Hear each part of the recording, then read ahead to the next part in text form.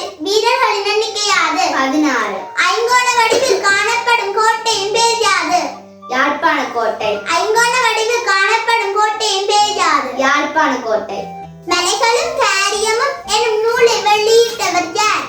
கலாநிதி ஆனந்தகுமார சுவாமி. மலைகளும் காரியமும் எனும் நூலை வெளியிட்டவர் யார்? கலாநிதி ஆனந்தகுமார சுவாமி. இங்கிலாந்தில் பிறந்து இலங்கைக்கு சேவையாற்றிய தேசிய வீரர் யார்? ஆதர்சி கிளார்க்.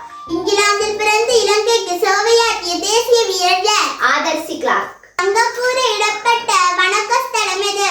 தலதா மாளிகை. தங்கக்கூரை இடப்பட்ட வணக்கஸ்தலம் எது? தலதா மாளிகை. புளிப்பு, இனிப்பு, துவர்ப்பு ஆகிய